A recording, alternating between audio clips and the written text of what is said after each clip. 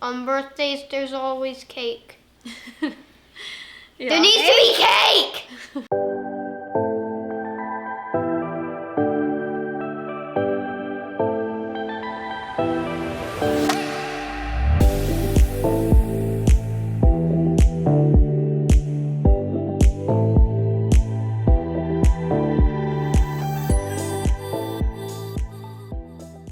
Hi, welcome to Autism and Us. This week we're talking about birthdays. It was my mom's birthday and we celebrated not by doing anything big, but just going over to my mom and dad's house and, just kind of a, low-key evening, but some of those low-key things that we enjoy and celebrating as adults can be hard on the kids. How are grown-up parties different from kid parties? They're not fun. When it was time to blow out the candles, have birthday cake, Sean was feeling disappointed because our rule is we have to eat our dinner before we can have our cake, and unfortunately Sean did not eat his dinner. I really didn't like it, so I didn't eat it. And so we were trying to grapple with, well, do we stick to that rule? Do we bend a little bit? Pointless rule. And so that can be another challenge when you know that you need to stick to certain routines and expectations, and then you have the special occasion birthday. So do we want to bend from that a little bit? On birthdays, there's always cake. So that was another thing that we struggled with a little bit that day was trying to decide. Birthday celebrations inevitably have a heightened sensory overload that can be a issue for people who are on the spectrum.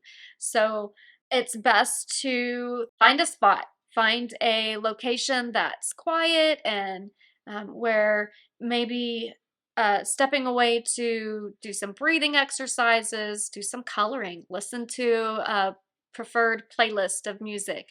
This is something that we will do with Sean is go for a walk. If it's nice outside, we go for a brief walk, and it allows him the opportunity to kind of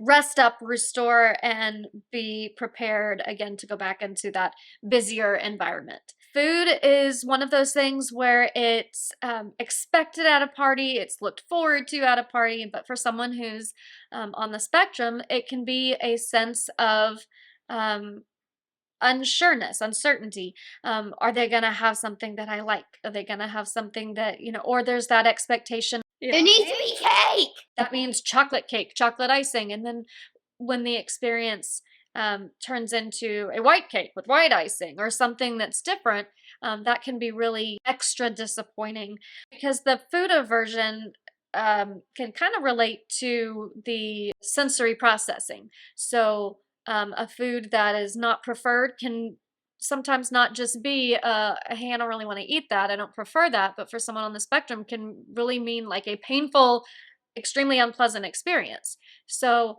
we certainly want to encourage Sean to try new foods and to not get so stuck in just eating what he expects, what he likes, and parties can be a great opportunity to do that. And so we definitely encourage that, but it has a lot to do with the mood that he's in at that given time. If he seems pleasant and like he's, maybe open for a new experience and trying a new food, then that's great. We try it out. But if we can tell he's already a little bit on edge and feeling a little bit overwhelmed, then maybe that's not the time to try something new. It can be hard for Sean to understand that the focus and attention is on the birthday person, but that doesn't mean that we don't still care about other people's likes, preferences, and it's just one of those things where it tends to be an all or nothing kind of thinking, where we'll say, well, it's Nana's birthday today, so we're gonna do this for Nana, or we're gonna let Nana choose because we're celebrating Nana. And that can translate for Sean to, okay, so I love my Nana, I want to celebrate Nana, but I feel like you're saying everything that I ask for or want to do, the answer is, well, this is Nana's birthday, and to him that kind of makes him then feel like, well, do I not matter today? And that's something that I imagine a lot of other people on the spectrum may deal with as well, that kind of, well, if it's not this, then it's that kind of thinking. And so another thing we do to try to help with that is relating that back to another personal experience. So we talked about Sean, when it was your birthday, we did, we had the kind of cake that you wanted. We went to the place that you wanted to go to, and we let you make big decisions that day because it was your birthday. So we want to make sure that we allow that same opportunity for other people when it's their birthday. So just kind of trying to be able to relate that story is a lot more helpful than just saying, no, we're not doing that because it's so-and-so's birthday.